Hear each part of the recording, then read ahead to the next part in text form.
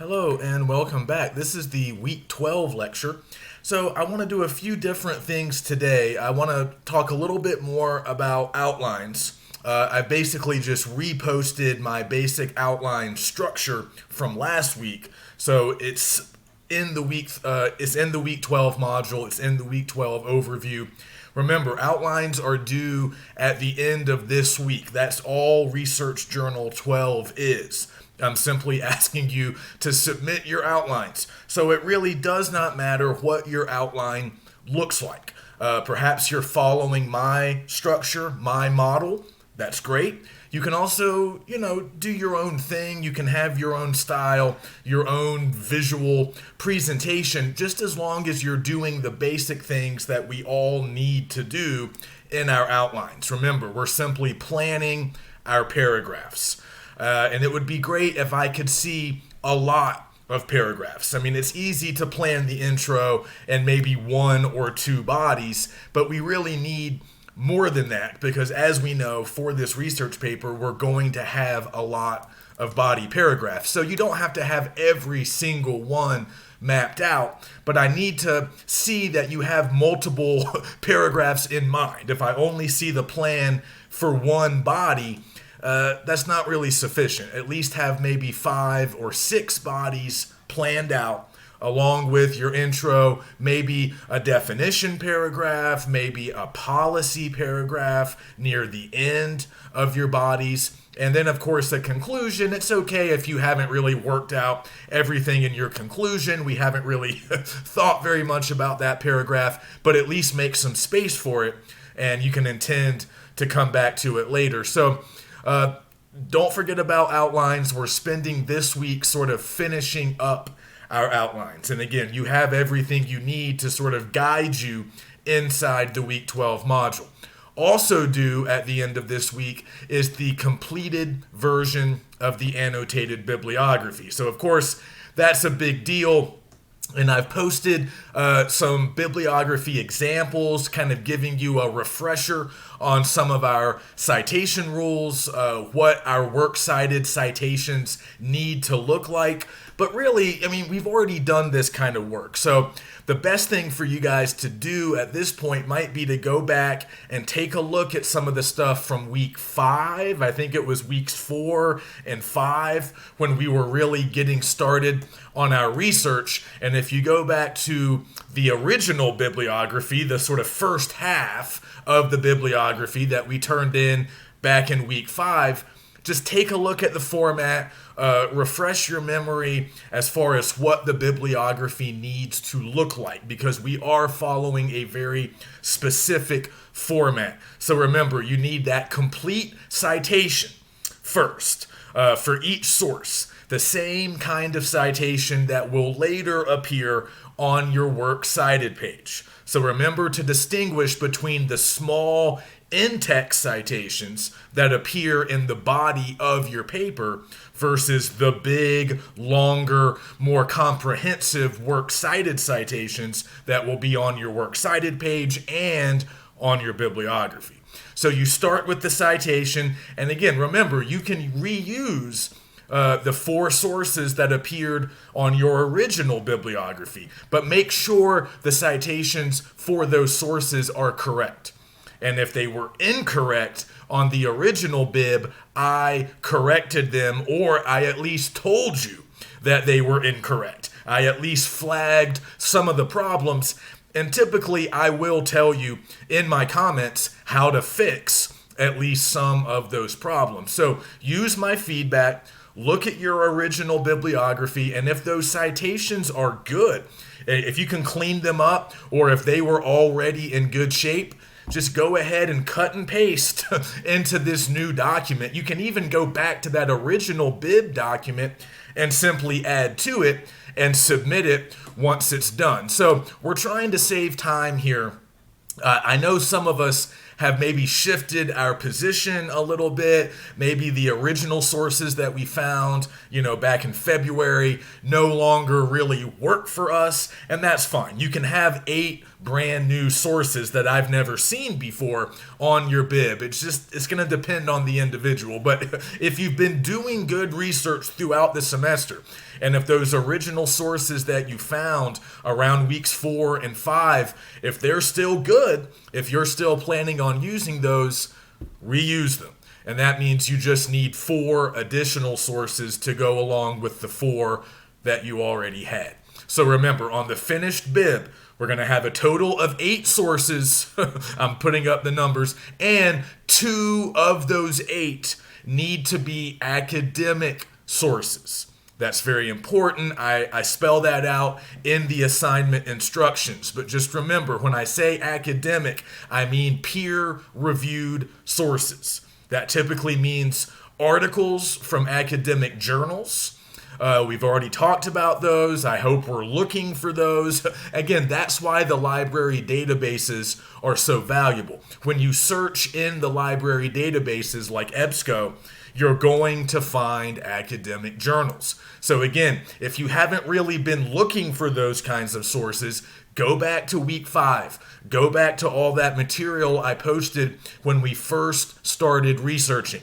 There's library tutorials in there. There's a lot of information about the databases. I even posted, I think I posted the recording of my live 102 class going through the library stuff with our GBC librarian. So I even posted that. You don't have to watch the whole class. Just try to watch the parts where the librarian is walking us through a couple of databases that really are helpful. It's not hard, and that's the great thing about the way databases work now.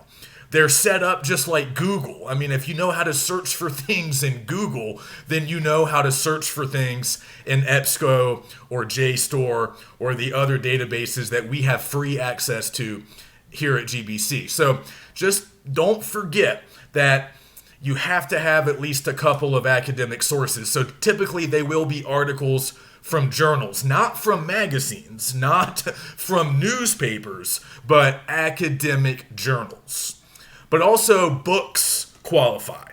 A lot of books might be written by experts in the field. Those books will be reviewed by other experts in the field. So even if you're just using a single chapter or a single section from a scholarly book, that's fine. And that can be the hard copy of the book or an ebook. But just remember, you can't have 8 websites. You can't have 8 newspaper articles, okay? Those are okay sources, but you have to have a variety. You need to combine your popular sources like newspapers, magazines, and websites. You need to combine those with some higher level, more sophisticated academic sources. So it's fine if you lean more towards the popular. Again, I'm only making you include 2 academic sources, so I get it. It's easier for students to use more popular sources. That's fine. You can have 6 popular sources and 2 academic sources, and I'll be happy. But if you don't have 2 academic sources, you're not going to get your full credit on the bibliography. Okay, so if you have any questions about the bibliography, if you're having any issues with research, if you're having trouble finding 8 sources that you think you can actually use on your research paper, let me know. Let's talk. Okay, so that's just an update on the 2 things that are due at the end of this week. The outline, which is Research Journal 12, and the bibliography. So don't forget about those assignments and ask me any questions that you might have about them. The next thing I want to talk about briefly is our video conferences that will be taking place next week in week 13. So if you take a look currently in the week 12 module, I've already posted the sign-up sheet. I've actually done 2 things. So I posted the sign-up sheet as a PDF just so you guys can look at it. And if you can look at it and pick a day and time, I'm giving you a lot of options. I also shared that sign-up sheet as a Google Doc I shared it with everybody in the class. Now, I don't know if all of you can access Google Docs, and that's fine if you can't. If you can, and you can actually get inside the document, which you should be able to because I've shared it with you. I don't have to unlock it for you. You shouldn't need a password or anything. You can just get in there, find your day and time that works for you, and put down your name. But for those of you who cannot get inside the Google Doc, that's why I posted the PDF. So you can just take a look at the PDF with all the times and then try to pick like 3 or 4 that work for you, because depending on when you're looking at the sign-up sheet, some of your preferred times might be getting snatched up in the Google Doc. So don't just email me one time if you're just looking at the PDF. Give me like your first choice, your second choice, maybe even a third and fourth choice. So if some of those get taken by the time I see your email, I can at least give you like your third choice. Okay, so these conferences are simple and they're not supposed to be high stress. The idea is we're not having sort of a normal week of class. I won't be posting stuff in the modules next week, and we will not have a lecture next week, which is probably good news for most of us. So all we're doing will be the video conferences. That's it. So once you have your day and time, you'll simply be meeting with me for about 15 minutes at that day and time. So once you sign up, I'll be setting up these conferences through Cranium Cafe in Canvas. So it's very easy to use. I'll simply send you an email with the conference link in the email. And you just have to click on that link. It will take you to Cranium Cafe, and then we can talk. So if you have any questions, let me know. But please take a look at the sign-up sheet this week. We are signing up this week, and we are holding the conferences next week. So stay on schedule. And just a quick reminder, the last research journal that we do, Research Journal 13, that is simply your conference. There's nothing to submit. There's nothing to complete for that final research journal. You simply get full credit if you show up to your conference. If you show up, you get full credit for the journal. If you don't show up, if you never sign up for a time, or if you do sign up but then you just stand me up, which happens a lot, obviously you won't get the credit. So our final 2 research journals are designed to be very easy. All right, this week it's just the outline. Next week it's just the video conference. So as long as you're staying up to date and you're staying on schedule, you shouldn't have any problems with those final 2 journals. Okay, so let's cover a few new things for today. So if you notice inside the week 12 overview, I've made a couple of additions. So like I said, I'm showing you the basic outline structure, but we've already been looking at that, and hopefully you've already started on your outline, but just keep working on them throughout the week. Plan as many body paragraphs as possible. And remember, we're taking our best claims that we came up with back in week 10 or even last week, and we're turning the best ones into supporting points or supporting claims that can anchor our body paragraphs. That's a big part of outlining for an assignment like this. We need to have a clear idea of what each body paragraph is going to do. Now, of course, some supporting claims will take you multiple bodies to cover. Like, you might not be able to say everything that you want to say about a particular supporting claim in just one body paragraph. That's fine. You can spend 2 body paragraphs on it, or even 3. But just, you need to develop a plan. So hopefully you have plenty of claims now, so you have plenty of body paragraphs mapped out. And remember, one thing I mentioned last week that you need to keep doing this week, think about your sources in relation to your body paragraphs. So as you're determining what you're going to be talking about in each body, you can also start making some decisions about which sources you're going to use in each body. So like I may have mentioned this in last week's lecture, I like to jot down the titles and the author names, maybe even page numbers of the sources that I'm going to use in each paragraph. You don't have to plug in all of your evidence from the source, not yet. You can kind of wait until the drafting stage to do that. But while you're outlining, you should at least have a little shorthand system where maybe you jot down the title of the source, and I like to find the page number or even the specific paragraphs that I'm planning on using. And again, I can just go back to that later and find it quickly. That's the value of just writing down, okay, I'm going to use Lackey's article, the third paragraph on page 6. That's good evidence to use here in my third body paragraph. Just make a note to yourself on your outline, and that will save you time later. So we're still doing all of that. That's kind of, what we've been doing. So that's not new. The new stuff I put in the week 12 overview is the Rogerian argument structure, which I've already kind of mentioned briefly, but now I'm showing it to you. So we've already looked at the Tolman structure. We talked about that last week, and it's really basic. It's just claims along with support, and the support usually comes in the form of reasons and evidence, like we were talking about. And then you have a warrant. You have that unspoken assumption that you're hoping that you share with the audience. And that unspoken assumption is kind of important. It's foundational for all of your claims to work. So I ran through that example of arguing that college needs to be cheaper, and then presenting evidence, mostly numerical evidence, as support to show that the high cost of tuition is prohibiting a lot of students from attending. So I have my claims, I have my claim, I have some evidence to support the claim.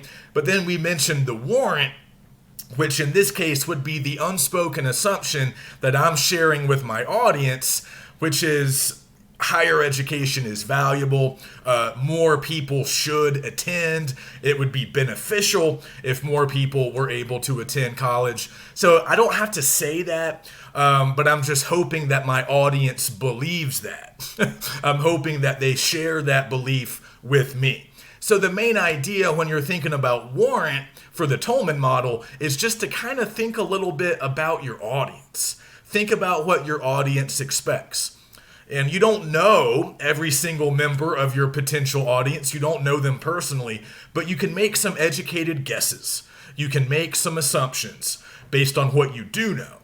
You know that I'm part of your audience. You know that your peers could potentially be a part of your audience. You know that maybe family members or friends. So a lot of your audience will be somewhat similar to you, or they'll be related to you, or they'll be me. So you can make some assumptions about beliefs or values that you might share with your audience.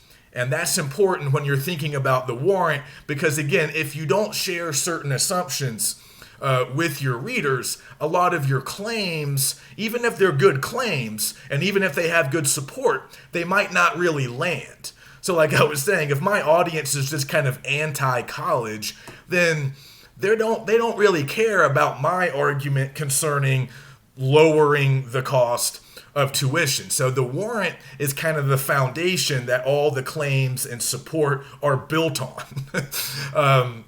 And if you're getting the sense that, some of your audience might not share some of those assumptions, you might need to do some work to kind of get them on the same page before you launch into your argument. Sometimes that's easy, but really it's largely based on your topic and the angle that you're taking. You should have already kind of worked some of this out. So if you're anticipating some resistance from certain audience members, build that into your plan. Build that into your outline and prepare to maybe convince some people to accept some of those basic assumptions first, so then you can launch in to your argument. But we've already covered the Tolman model. We should feel pretty good about that. Today, I want to introduce the Rogerian model, which is it's another structure. It's another organizing principle that you can use when you're building your argument in your body paragraphs. So some people write entire essays sort of using the Rogerian structure. We're not going to do that. We're just going to use it as kind of a mindset or as just a strategy that we can employ in our bodies. So this is named after a psychologist named Rogers who came up with this sort of theory about the reasons arguments don't typically work. And he claims that when two individuals are having an argument, whether it's in written form or spoken form, that those arguments are rarely productive because people get angry at one another. People tend to misrepresent their opponent's views because it's easier to argue against your opponent if you just sort of attack your opponent or claim that everything they say is wrong and stupid. So Rogers kind of points out that when arguing, a lot of people don't listen to the other side. They're just focused on their own points, their own evidence, their own beliefs, so nobody really gets anywhere. So his whole idea, his innovation, if you will, was this idea of, okay, before you launch into your own argument, your own claims, your own evidence, first, you need to summarize the opposing viewpoint. So that's kind of the new and different thing about the Rogerian style. Before you launch into your argument, you provide a brief summary of what your opponents say, your opponent's position. And again, we've already had some good experience summarizing. So stick to the basics that we've been doing. Don't spend too much time on this if you want to borrow this technique. Keep your summary brief and efficient. Remember, like we were talking about weeks ago, you can't cover everything, so just hit the highlights, hit the most important points. But as we said with summarizing, it's an objective activity. When you summarize, you're not putting in your own feelings, your own opinions, your own beliefs. You're sticking to what the other people say. So the whole idea with this opening summary is to be accurate, be faithful to what your opponents are saying. Don't start disagreeing with them yet. Just go ahead and accurately sort of summarize their main points and their main ideas. And then you provide your statement of understanding, which is basically your attempt, again, keep it brief, but it's your attempt to establish some common ground with your opponents. So often what the statement of understanding will be is you're kind of picking out an idea or a point from your opponents that you think is actually valid.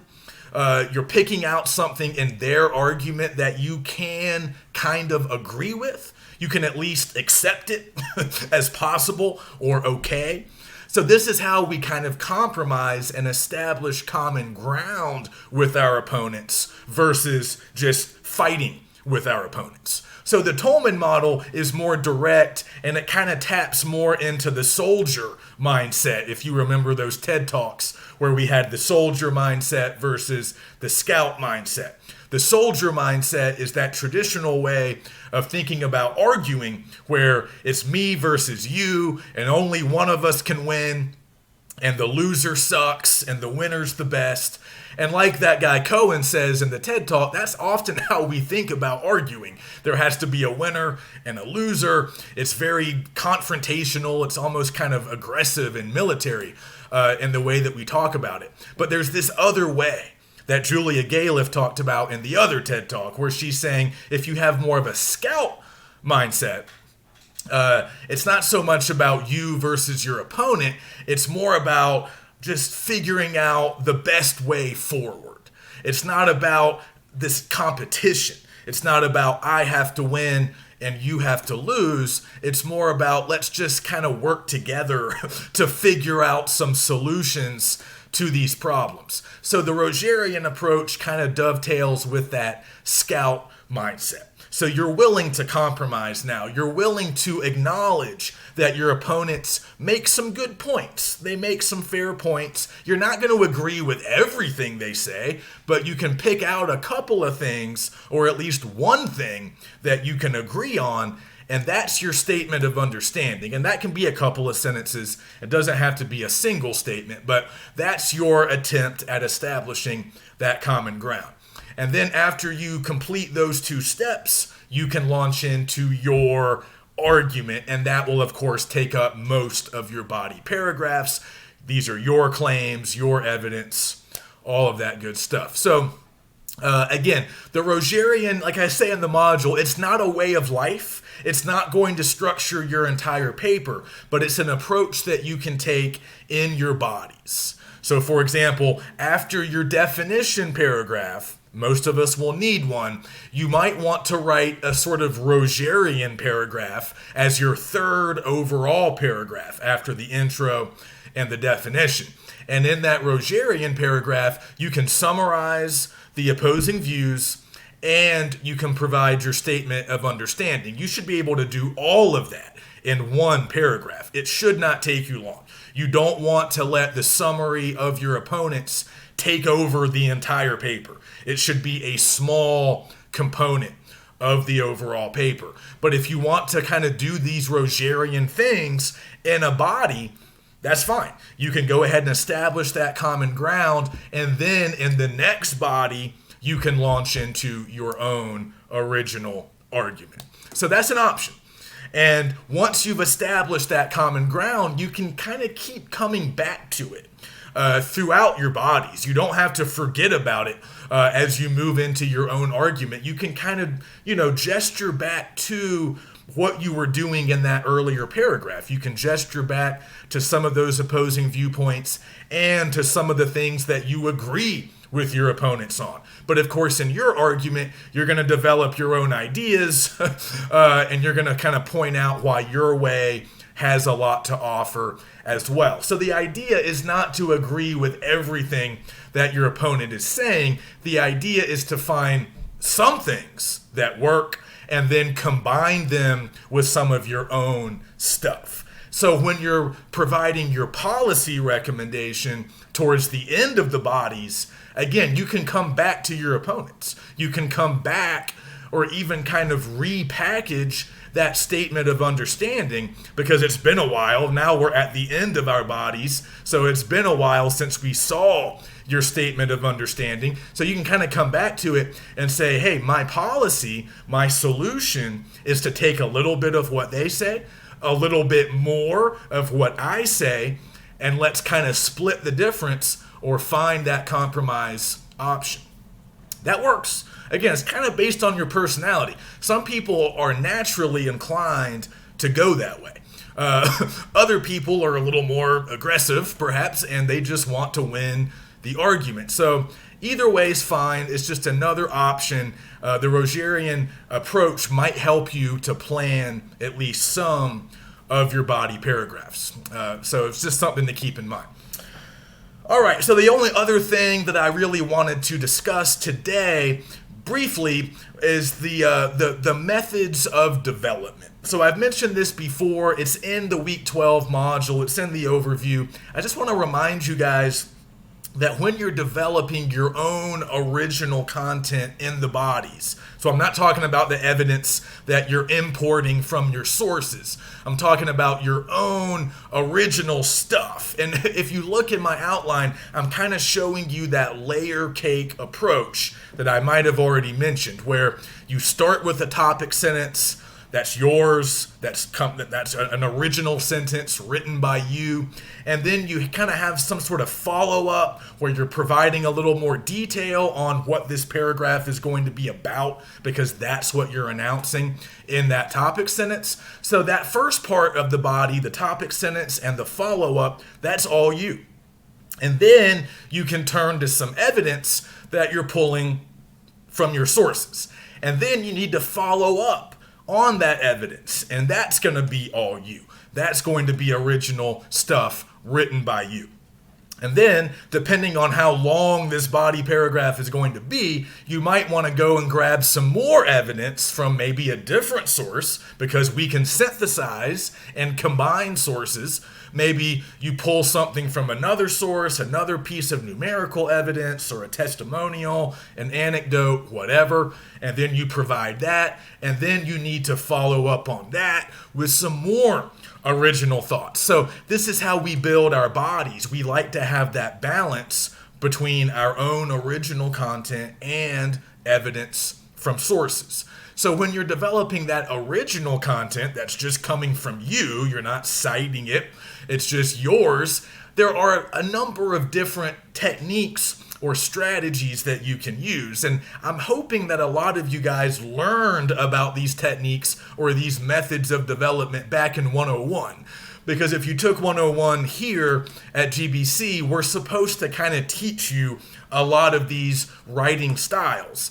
And there's a reason for that. Of course, we want you to learn them in 101 so you can apply them in 102. So we haven't really talked about these a lot in 102, but they should ring a bell if you took 101 here. And if you took 101 with me, I definitely hope that you remember at least some of these, because we do all of these in my 101s. So this is stuff like analysis, narrative, comparison, really basic things. A lot of these are kind of the subjects of the papers that you write, or they're the techniques that you use in a lot of the papers that you write in 101. So analysis, comparison, definition. We've talked about definition in the papers. A lot of us will need that definition paragraph. So we're definitely using that technique. Also, classification, putting things in groups or categories. One of our topoi actually, requires us to do that. So we're definitely doing some classification, hopefully. Also, examples. We talk about examples in 101, and we know that examples are a type of evidence, right? We can use specific examples as evidence in our body paragraphs. A lot of our sources will help us to produce specific examples, individual instances that help us to prove larger points. So examples are huge in the research paper. Also, narratives. You might not think that narratives really have a place in a research paper. A narrative is just a story. It can be fictional or non-fictional. If you took my 101, you had to write a narrative. That's the first essay I make my 101 students do, because it's kind of easy. Most of us are comfortable writing stories. We've done it before, whether they be true or not. But narratives can sometimes show up in research papers in the form of extended examples. And you guys might remember, we call extended examples anecdotes. And an anecdote is basically just a story.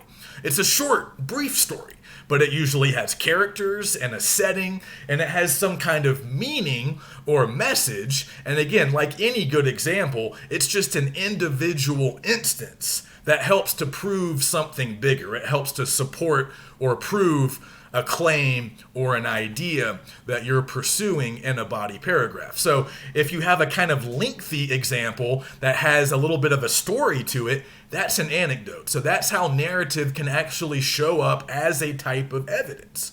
So if you guys remember way back, it was that Blanche Blank essay that we read about college at the very beginning of the semester. And we talked about the example that she uses of Joe. You remember Joe is a college student who gets a degree, but he ends up getting a job that has nothing to do with his degree.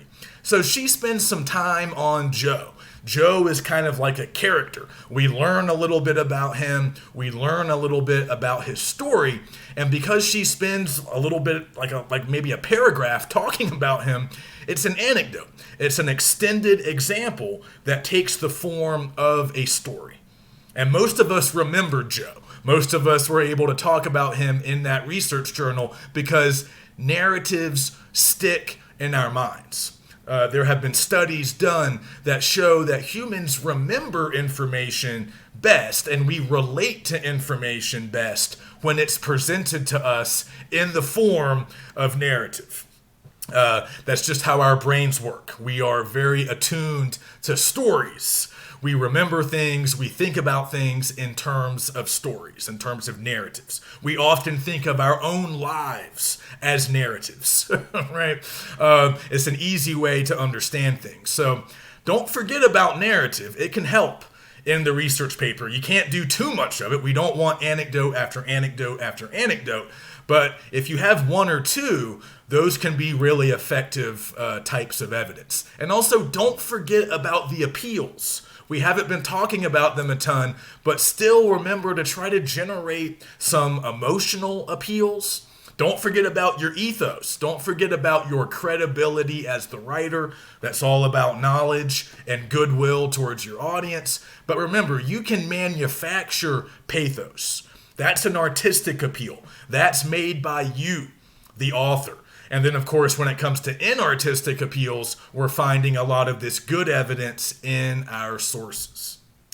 So that's pretty much it for today. Take a look at the sign-up sheet. Let me know if you have any questions about anything that's going on right now. But just don't forget to really develop your own stuff. I can't warn you enough about sort of guarding against letting those sources overwhelm you.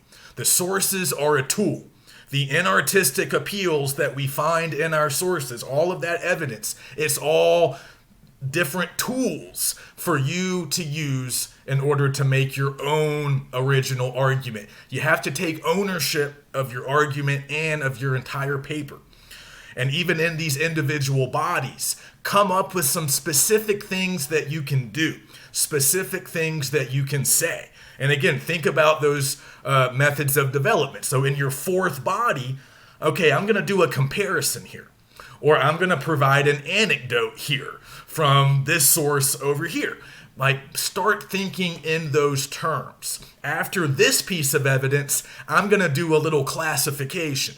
Or I'm going to compare what this author says to this other thing that I was talking about in the previous paragraph. That's how you build content.